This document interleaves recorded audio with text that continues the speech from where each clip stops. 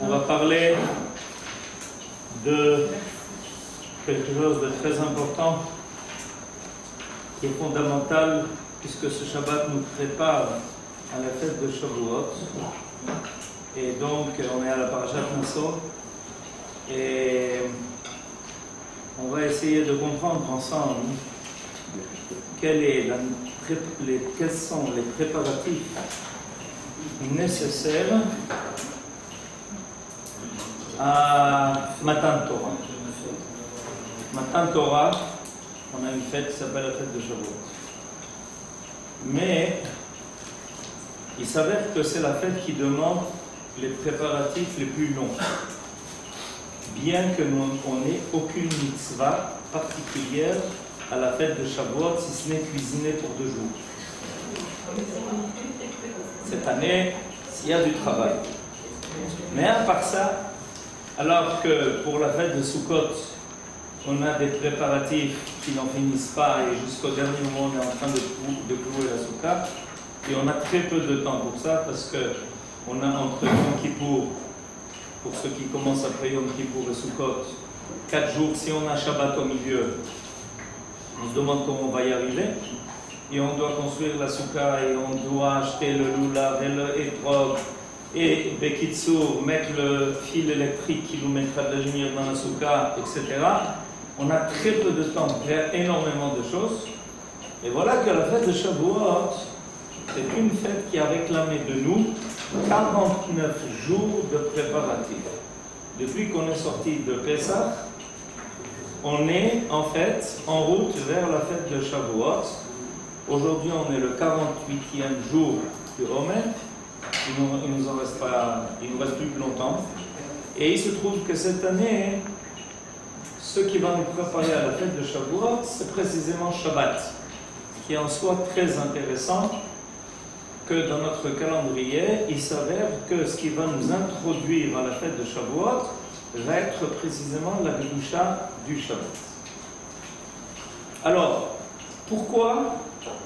comment se fait-il qu'on a besoin de 7 semaines d'affilée pour se préparer à la fête de Shavuot, alors que pratiquement, dans les faits, on n'a pas de mitzvah positive qui vient signaler, qui vient indiquer la fête de Shavuot. Toutes les fêtes ont des mitzvot.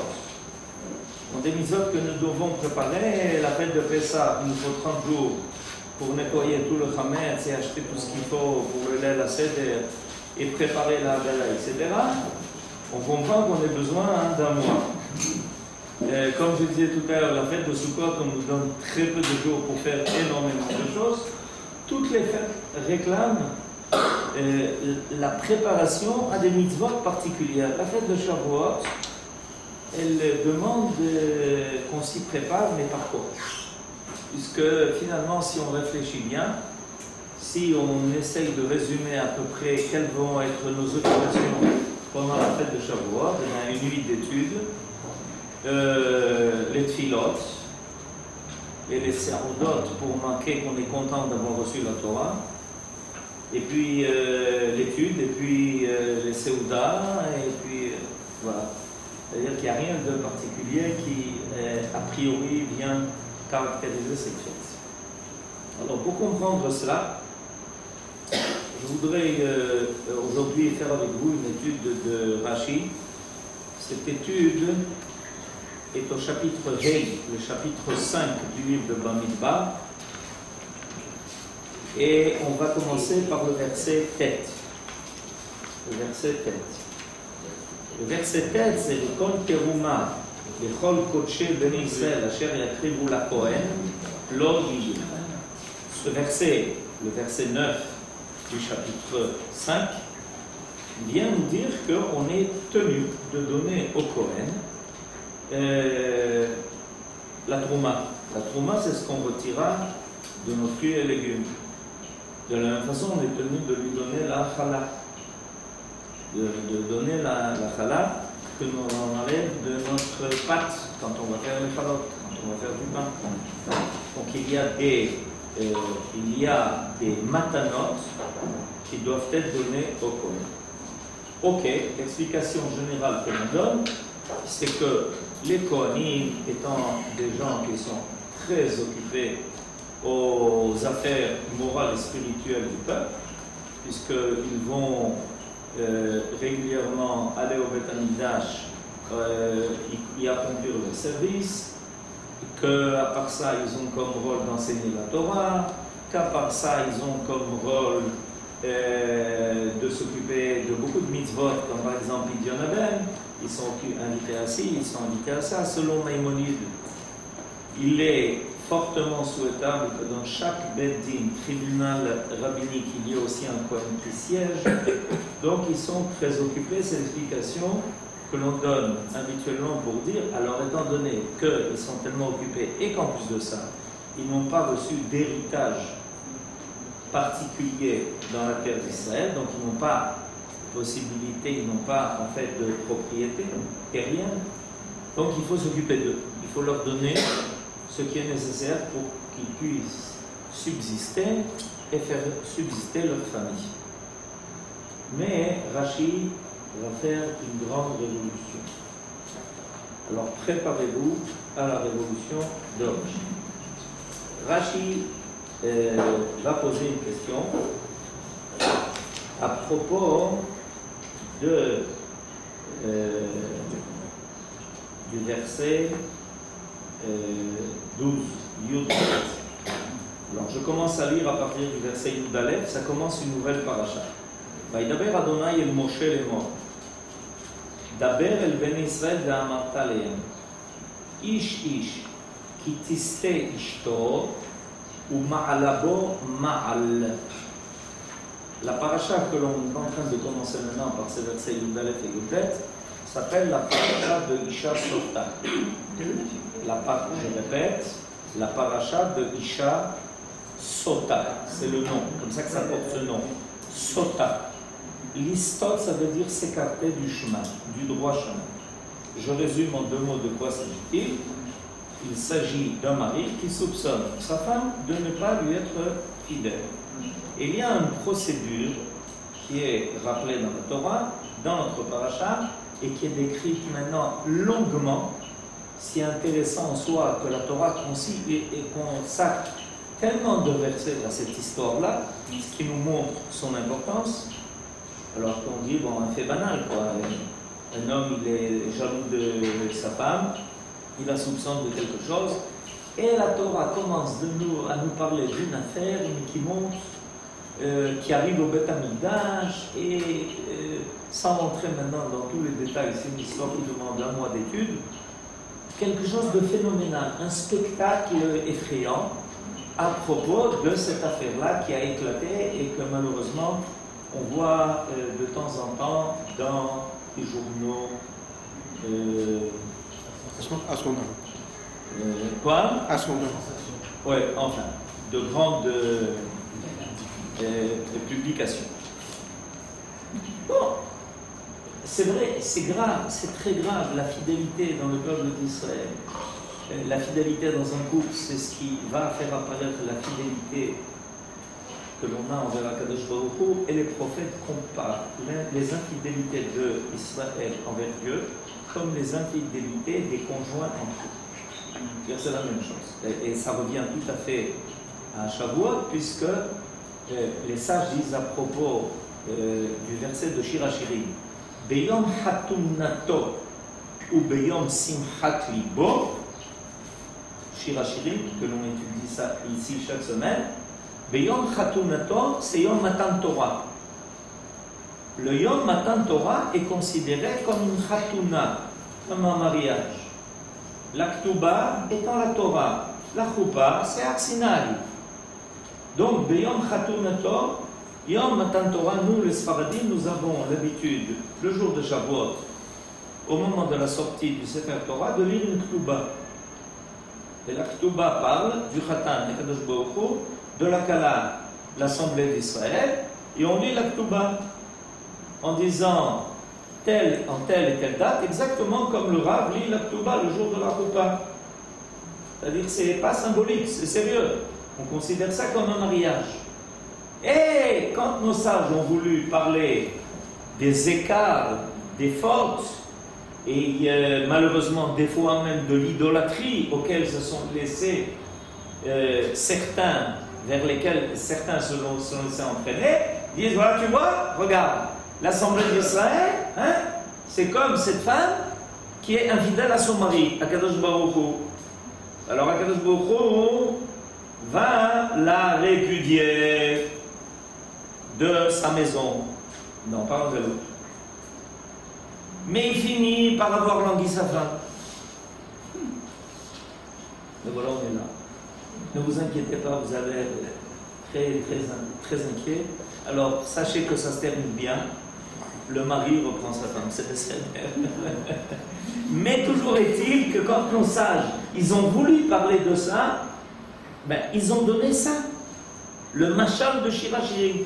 Beyom Chatunato, c'est le jour du don de la Torah. Simchat Libo, c'est l'édification du Beth Amikdash. Ok? Alors, maintenant, donc, on parle maintenant de la paracha qui s'appelle Isha Sota. Alors, ceux qui ont Rashi, dans les machines que vous avez reçues, il y a Rashi, sur le verset Yudbet, je vais le lire. Ish kitiste ishto. Chaque homme dont sa femme se sera écartée. Ma katouv le malamina inyan. C'est-à-dire, je traduis, qu'est-ce qui est de quoi on parle juste avant cette paracha de Isha Sota? J'explique la question de Rashi.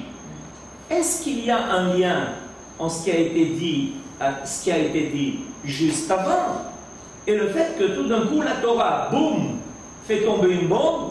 Ah, je vais te raconter comment ça se passe et comment la Torah sait résoudre ces problèmes de soupçon entre un mari et une femme. Ça va d'ailleurs dans les... Alors, Rachid dit, mais attends, pourquoi on parlait jusqu'à présent? Regardez ce qu'il est en train de dire.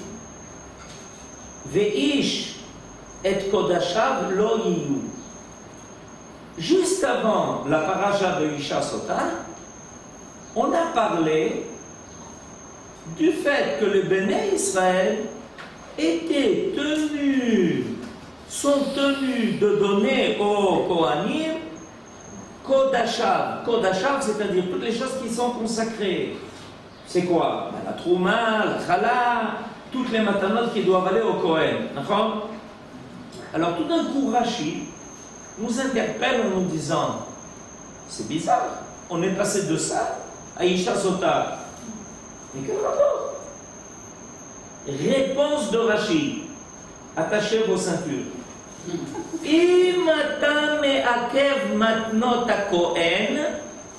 Si tu ne prends pas soin de donner au Kohen les matanot qui lui reviennent et tu les gardes pour toi, au lieu de donner ce que la Torah t'oblige à donner à l'époque où on donnait aux Kohanim, quand on savait qu'ils étaient véritablement, ils avaient droit véritablement à ces matanot, qu'ils étaient purs, parce qu'on n'a pas le droit de manger la trouma quand on est impur, etc., etc. Il fallait évidemment des conditions, mais tu devais les donner. Aujourd'hui, on aimerait bien les donner, et malheureusement, on ne peut pas le donner, alors à la place de ça, on brûle la chala. C'est un peu dommage, mais on n'a pas le choix. C'est-à-dire, en Israël, on n'a pas le droit d'en manger. C'est ce qu'on aurait dû donner au Kohen. Alors, écoutez bien. L'interprétation de Rashi de ce qui s'appelle Smichut Parashiot. C'est comme ça que ça s'appelle chez nos sages. Smichut Parashiot. C'est-à-dire, pourquoi il y a une juxtaposition entre les matanot que tu devais donner au Kohen et l'histoire de la femme Sota. Rashi, Chayecha, je jure par ta vie, oula, ça devient sérieux ça. Shetitztarech lavo etzlo, leavilo et asota. Je traduis. Sache une chose, monsieur Israël, parce qu'il n'est pas Cohen, je l'appelle monsieur Israël. Sache une chose, monsieur Israël. Si tu ne prends pas soin de donner au Cohen ce qui lui revient, tu n'as pas voulu aller chez lui pour lui donner les matanot auxquels il a droit, eh bien tu vas être obligé un jour d'aller chez lui en disant que tu soupçonnes ta femme et que le Kohen va devoir s'occuper. Quel rapport? Non, regarde, c'est phénoménal. Je vous ai dit, attachez vos ceintures. Je vous avertis, on décolle. Mais imaginez-vous un peu ce que Rashi est en train de nous dire. Il nous dit, je vais t'expliquer pourquoi les deux parachiotes sont collés l'une à l'autre. Je passe des matanotes qu'on doit donner au Kohen, au fait que, tu vois ce monsieur-là, regarde dans quel état il est, regarde ce qu'il est obligé de passer. Parce que je vous explique que l'histoire de Isha Sota au Beth Amikdash, c'était sang et couleur. Et quand on sortait de ce qui se passait là-bas, on était traumatisé pour pas mal de temps. À tel point que nos sages nous disent, les gens étaient tellement traumatisés que la paracha qui suit est la paracha du Nazir, que les gens voulaient s'écarter de toute chose, arrêter de boire et de manger pratiquement après ce qu'ils avaient vu. Et la Torah, précisément, veut faire quelque chose de dramatique pour que jamais ça ne se passe dans le peuple d'Israël, qu'il y ait une situation pareille, qu'un homme et une femme qui se soient mariés, un puisse soupçonner l'autre de ne pas lui être fidèle. Mais l'explication de Rashi, elle est dramatique. Tu n'as pas voulu donner les matanot au Kohen.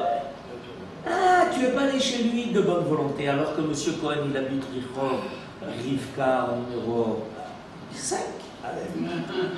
Allez. Vous comprenez? M. Cohen, Rivka. Eh bien, M. Cohen, il te donne rendez-vous au Beth Amikdash, Chas v'Shalom. Et tu vas être ce que tu as voulu éviter, et tu as voulu garder dans ta poche la trouma, la chala, etc. Pas de problème. Akadosh Baruch Hu sait comment t'y ramener. C'est l'explication de Rashi. C'est un des endroits de Rashi qui nous dit une des choses les plus phénoménales. Mais qu'est-ce que ça veut dire? Mais quel rapport? Le Ben Adam, il n'a pas été donné au Kohen ce qu'il devait lui donner, c'est grave. Zélo Beseder. Quand ta Torah te dit de donner la trouma, donne la trouma, n'hésite pas. Quand la Torah te dit de donner la chala, donne la chala, n'hésite pas. Elle te dit d'enlever le maaser, donne le maaser. Tachon, Beseder, ok. Mais d'un coup, on te dit, attends, mais ça va beaucoup plus loin que ça. Je vais t'expliquer pourquoi les parachutes sont juxtaposés. Ce qui est en soi d'ailleurs une grande question. Parce que comment on est passé de ça à ça, de l'un à l'autre? En plus de ça, ça paraît complètement déproportionné. Vous êtes d'accord avec moi? Ça paraît déproportionné. Le Ben Adam, il n'a pas donné la trouma ou la chala au Kohen. Maintenant, il est obligé de se retrouver un jour au Beth Amikdash avec sa femme en disant « Faites-lui boire les eaux amères pour qu'on vérifie qu'elle est restée fidèle. » Imaginez-vous un peu toute la famille sens dessus-dessous, le Ham Israël sens dessus-dessous, au Beth Amikdash tout le monde est sens dessus-dessous, tout le monde est en train de se mordre les lèvres pour savoir comment ça va se terminer, parce que ça peut se terminer très mal. Ça peut se terminer très mal, mais vous vous rendez compte un peu, tout ça, nous dit Rashi, ah oui, pourquoi? Parce que, voilà, tu n'as pas voulu donner au Kohen. Mais il faut s'habituer, il faut toujours poser une question. Quand on parle d'une sanction, il doit y avoir un rapport entre la sanction et la faute. Et la faute. Ça ne peut pas être qu'il n'y a aucun cachère. Sinon, c'est arbitraire. Sinon, ça ne veut rien dire.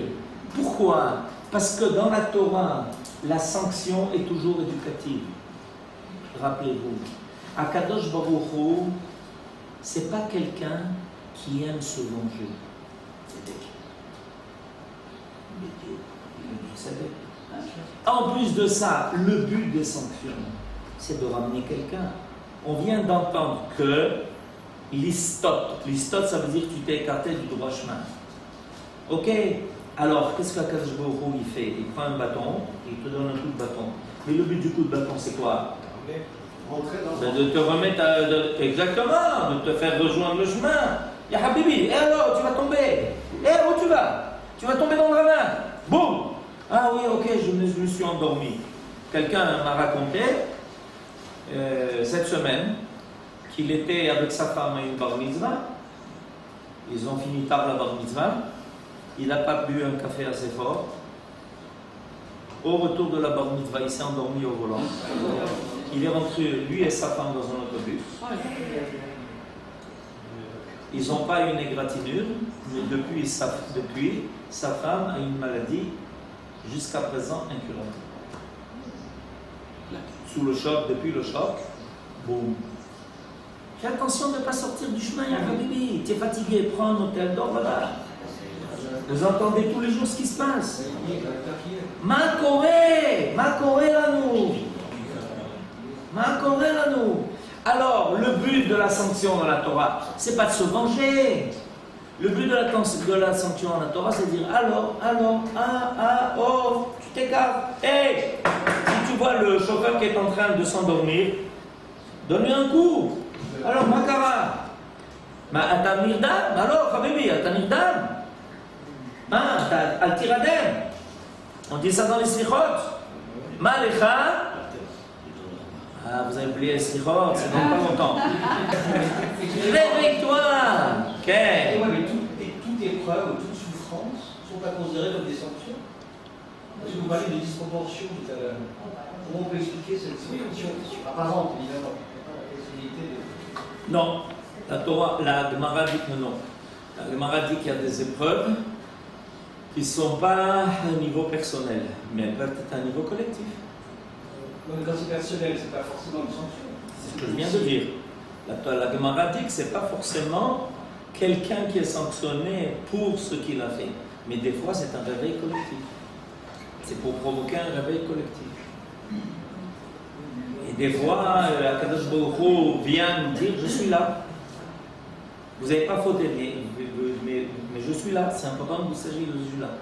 La plupart du temps, quand c'est disproportionné, ça prouve. Quand c'est pas comme on vient de dire, c'est-à-dire qu'il n'y a pas de proportion entre la sanction et deux enfants, deux petites filles, une de 4 ans, une de 7 ans, ok? Qui doit se réveiller? Et Bédiouk! Elles ont fait quelque chose, ces filles? Gamarnou. Asma, Am Israël, alors? Am Israël, alors? Vous voyez pas qu'on est en train de déraper? C'est-à-dire qu'en fait, dans la sanction. Vous voyez pas qu'on est en train de déraper, on sort de la route. Lorsqu'il y a sanction, Hachem ne fait pas la différence entre les innocents et ceux qui le sont. Bravo! C'est clair. Alors, on revient donc à ce Rashi. Ce Rashi, qu'est-ce qu'il vient dire? Qu'est-ce qu'il vient dire?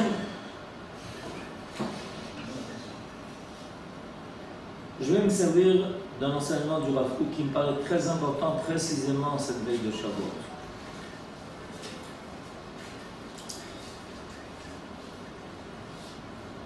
En général, quand on constate un échec, l'histoire de la femme Sota, c'est un échec. C'est vrai. Alors, de quoi on s'occupe?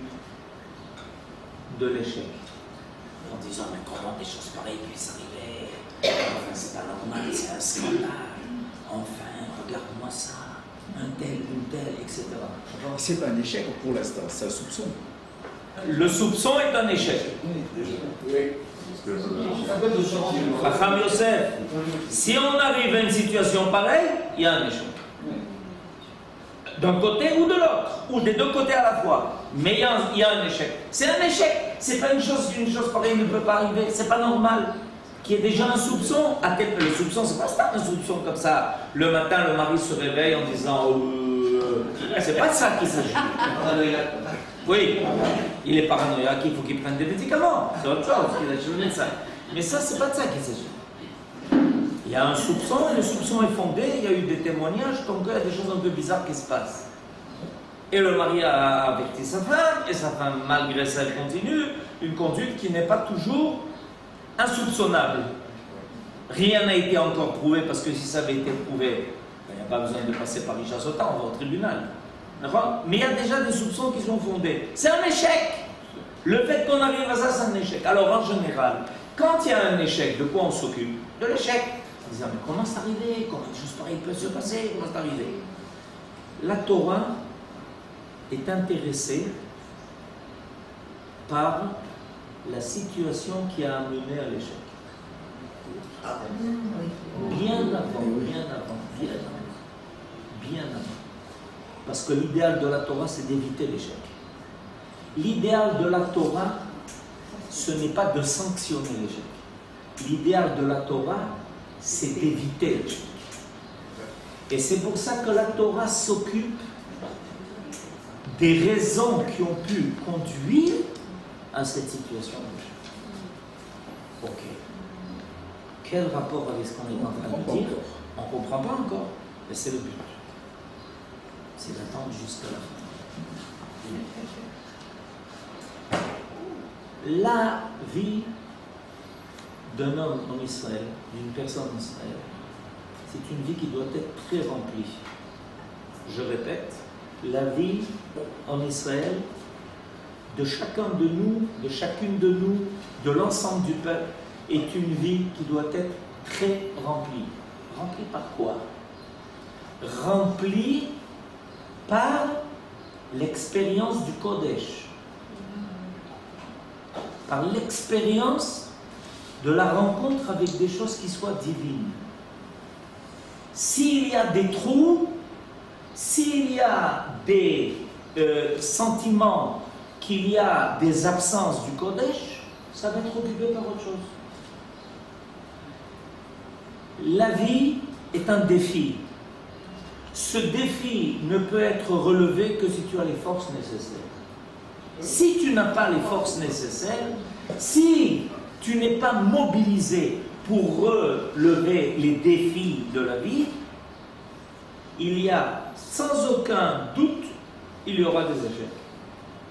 Il y aura des échecs. Pourquoi? Parce que sans arrêt, c'est pas toi qui choisis les défis à relever. Les défis, ils arrivent. Ils sont créés par l'histoire du monde, ils sont créés par la nature, ils sont créés par le fait que dans le monde, il y a un côté qui est essentiellement profane, qui est chol, qui n'est pas kadosh, qui peut même aller vers le mal. Comment relever ce défi? En étant rattaché au Kodesh. 3 fois par jour, tu vas au Beth Knesset prier, ya Habibi. Tous les matins, tu mets les tefilin, ya Habibi. Une fois par semaine, tu dois faire Shabbat, ya Habibi. Tu dois étudier régulièrement la Torah, ya Habibi. C'est dans ton bien, c'est pour ton bien, c'est pour toi, ça doit se faire. Pour que tu aies une corde qui te rattache au Kodesh, qui te donne la force de relever tous les défis. Si tu n'as pas cette énergie qui est nécessaire, tu ne pourras pas relever tous les défis. Les épreuves, elles sont là.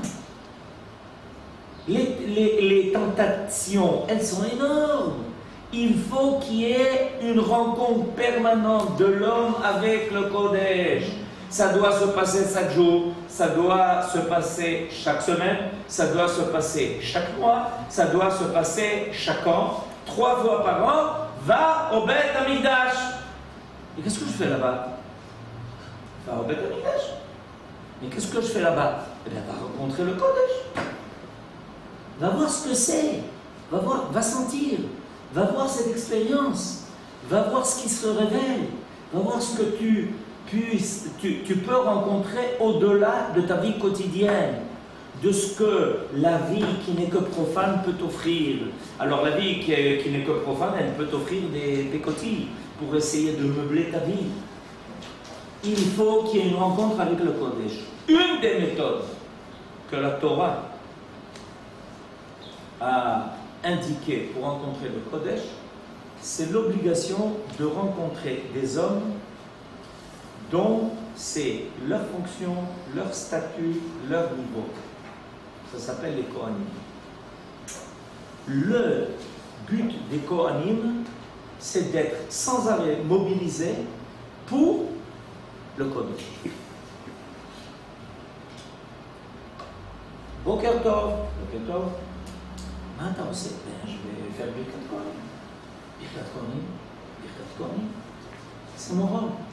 C'est de rappeler le nom de Akadosh Baruch Hu sur l'Assemblée d'Israël. Parashat Shavua. La Birkat Kohanim dans la Parashat cette semaine. C'est la Parashat Nassau. Nos sages nous disent des choses extraordinaires sur celui qui assiste à la Birkat Kohanim. Ça le protège de tout. Le fait même d'assister présent quand les Kohanim font la bracha, ça donne shmira. Yevavcha Hashem ve'ishmerecha. Et qu'est-ce que je fais? Moi j'étais là, je dis Amen. Voilà ce que je fais. Tu as rencontré quelque chose qui passe par le Kohen. Le Kohen n'est pas à l'origine de la bracha. Il est celui par qui la bracha passe, mais il n'en est pas à l'origine. Il n'en est pas à l'origine. Il fait apparaître à travers lui quelque chose de kadosh. Alors à Kadosh Baruch Hu, mais il n'avait pas besoin de nous pour donner à manger aux Kohanim. Enfin, c'est pas sérieux cette histoire-là. Il faut leur donner la tourma parce qu'ils n'ont rien à manger les pauvres. Mais enfin, si Akadosh Baruch Hu décide, on prend des impôts et on leur achète de quoi manger pour qu'ils aient mangé au Beth Amikdash. C'est quoi cette histoire-là? À chaque fois que je prends un fruit, boum, coupe un morceau, va donner au Kohen. À chaque fois que je fais deux halot, boum, prends un peu de pâte, va donner au Kohen. Dis-moi, toute la journée, je vais aller voir le Kohen. Mais je sais ce que je fais. Moi, je loue une maison à côté, je fais habiter un Kohen. Je ne peux pas courir maintenant à chaque fois aller amener quelque chose. Il faut que j'ai un Kohen Samout à côté de chez moi. Un numéro de chez moi, je veux un Kohen. Imaginez-vous à chaque chose, va chez le Kohen. Mais en réalité, qu'est-ce que la Torah voulait par là? Bien sûr qu'elle aurait pu prendre de nous des impôts. De la même façon que la Torah prend des impôts pour acheter tous les korbanot au Beth Amikdash. Comment on achète tous les korbanot, les sacrifices publics au Beth Amikdash? On prend le Khatsi Shekel de tout Israël et on achète les korbanot. Elle aurait dit, vous savez quoi? Au lieu de donner Khatsi Shekel, donnez un Shekel. Ok. Et avec le deuxième Khatsi Shekel, on aurait donné à manger au Kohanim. On n'aurait pas pu faire ça? On aurait fait.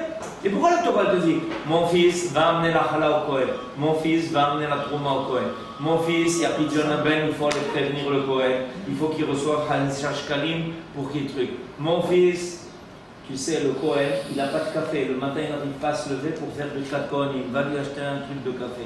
Ça fait plusieurs fois, je vois le Kohen, il ne se lève pas le matin, qu'est-ce qui lui arrive? Parce que la Torah a voulu nous obliger à rencontrer le Kodesh. Ah, tu as voulu éviter cela. Tu n'as pas voulu amener au Kohanim ce qui lui revenait.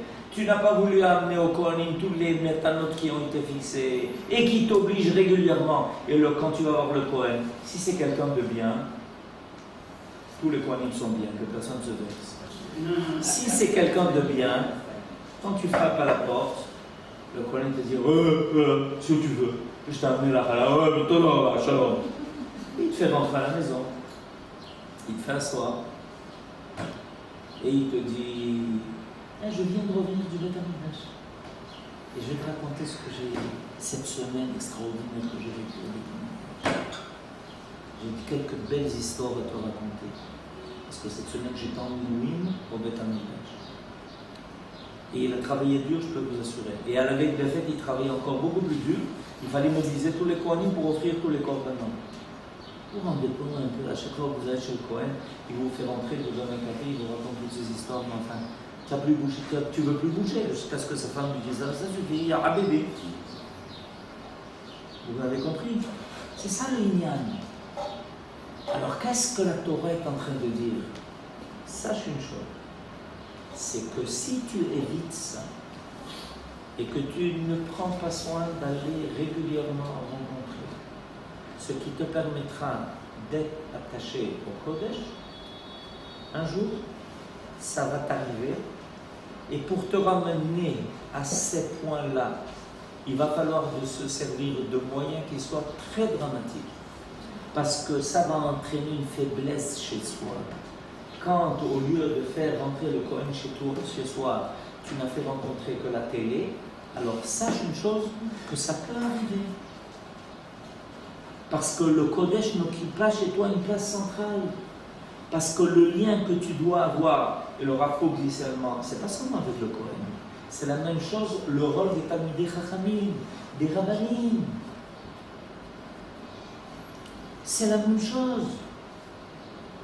C'est rencontrer sans arrêt quelque chose qui te renforce, qui te donne un contenu, qui te dit qu'il y a autre chose à vivre. Mamlechet Kohanim ve'Goy Kadosh.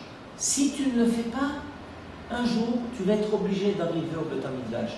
Mais au lieu d'arriver au Beth Amikdash par l'intermédiaire du Kohen dans de bonnes circonstances, alors malheureusement, ça sera pour d'autres raisons et ça te ramènera à cette prise de conscience.